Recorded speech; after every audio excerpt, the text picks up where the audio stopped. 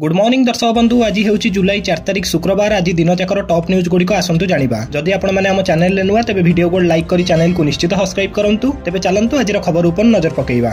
तेबे प्रथम खबर बदलला संसदर मौसुमी अधिवेशन तारीख। जुलाई 21 रु अगस्त 12 भितर बसिया संसदर मौसुमी अधिवेशन एवं जुलाई 21 रु अगस्त 21 पर्यंत चलिबो। एनै केंद्र मंत्री किरण रिजिजू ट्वीट कर सूचना देइचंती। साधारणतः संसदर मौसुमी अधिवेशन स्वाधीनता दिवस अर्थात अगस्त 15 तारिख पूर्व शेष होइथाय। हेले एथर किंतु मौसुमी अधिवेशन अगस्त 15 तारिख परे मध्य चलिबो। केंद्र मंत्री रिजिजूଙ୍କ कहवा मुताबिक राष्ट्रपति द्रौपदी मुर्मू संसदर मौसुमी अधिवेशन एक नुआ तारिख को मंजूरी देइचंती, जहाकि जुलाई 21 रु आरंभ होई अगस्त 21 पर्यंत चलिबो। जेउथरे कि लोकसभा एवं राज्यसभार कार्य सकाळ 11 रु आरंभ हेबो। एथर राजनैतिक दृष्टिकोणରୁ संसदर मौसुमी अधिवेशन बेस गुरुत्वपूर्ण, काहेकि ना पहलगाम आक्रमण एवं एयर इंडिया विमान दुर्घटना परे एबे संसदर अधिवेशन बसियाकु जाउची। या भितर विरोधी मध्य संसदरे स्वतंत्र अधिवेशन डाकियाकु दाबी करथिले। तेणु एथर पहलगाम आक्रमण, ऑपरेशन सिंदूर, एयर इंडिया विमान दुर्घटना आदि प्रसंगरे गृह सरगरम होई पारे। तेबे परवर्ती खबर बन्यांचल ग्रस्तर प्रभाती परिडा शुणिले लोकों समस्या। पानी घेर रही अनेक गाँ। लगाण वर्षा एवं बन्या जो उजुड़ी जाइछि चाषी मानकर परिबा फसल। चिंतार अछंती चाषीकूल। एभली परिस्थिति बालेश्वर भोगराई पहुंचती उपमुख्यमंत्री प्रभाती परिडा। सेठारे पहुंची बन्यांचल स्थिति देखा सहित लोकमानक पाखु जाई सेमानक समस्या मध्य शुणिचंती।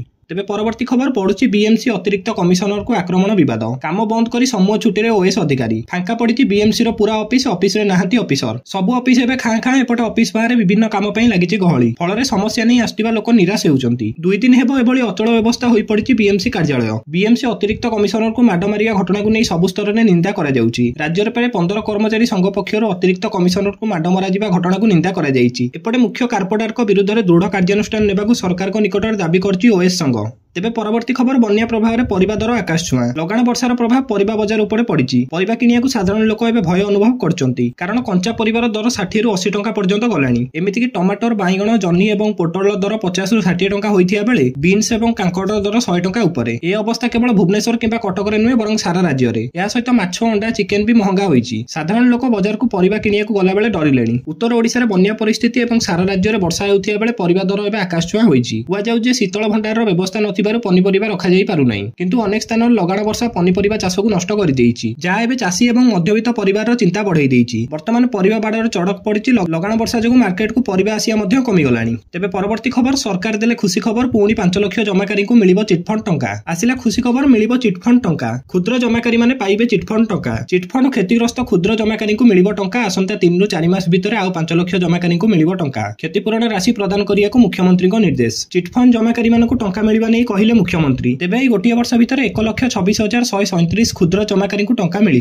47.07 कोटी टंका फेरस्त कर सारी सरकार। आउ एबे पुणी 5 लाख जमाकारी को मिलिबो चिटफंड टंका। एनै निर्देश देइचंती मुख्यमंत्री मोहन चरण माझी। तेबे परवर्ती खबर आंदोलन ओहरियाकु ओएस अधिकारी को अनुरोध कले मंत्री। ओएस मानकु कार्य जोग देबाकु अपील करचंती राजस्व मंत्री। राज्यव्यापी ओएस ऑफिसर को आंदोलन जोगु ऑफिस रे कार्य अचल होई पड़थिया बेले कार्य रे जोग देबाकु अनुरोध करचंती राजस्व मंत्री सुरेश पुजारी। बीएमसी अतिरिक्त कमिशनर को माड मारिबा घटना रे 5 जण गिरफ होइचंती। दलर मध्य निलंबित होइचंती। जदि पछड पटरे किए थिबो ताको मध्य गिरफ करा जिवो बोली प्रतिश्रुति देइचंती राजस्व मंत्री। एनै धर्मघट को नै सुप्रीम कोर्ट रो मध्य कटकणा रहिछि कि मंत्री ओएस अधिकारी मानकु कार्य जोग देबा पई अनुरोध करचंती। तेबे परवर्ती खबर बिहार रे निर्वाचन लड़िबो आप रो मुख्य अरविंद केजरीवाल कले बड़ घोषणा। कहिले बिहार रे निर्वाचन लड़िबो आप। केजरीवाल आउरी कहिचंती कि एथर हमर का सहित हेबनी कोनोसी मेंट। अहमदाबाद रे होइथिबा एक संविधानिक सम्मेलन ने एपरि घोषणा करचंती केजरीवाल। एथि सहित प्रेस कॉन्फ्रेंस रे कांग्रेस एवं बीजेपी ऊपर बर्षिचंती आप रो मुख्य। केजरीवाल स्पष्ट करचंती कांग्रेस सहित हेबनी कोनोसी मेंट एवं आसंता विधानसभा निर्वाचन पई आप एका निज दम रे मैदान को ओल्हाइबो। से आउरी मध्य कहिचंती इंडिया ब्लॉक केवल लोकसभा निर्वाचन पई थिला, किंतु एबे हमर का सहित कोनोसी मेंट हेबो नाही। केजरीवाल कहिचंती कांग्रेस सहित हमर कोनोसी मेंट नाही, एणु आमे विषादर भाबे अलगा भाबे लड़िबु। आमे गुजरात निर्वाचन लड़िबु एवं जितिबु। दिल्ली रे पराजय विषय रे से कहिचंती कि हार जीत तो लागि रही थाए। पंजाब रे हमर सरकार पुणी थरे गठन हेबो बोली दृढ़ता प्रकाश करचंती केजरीवाल।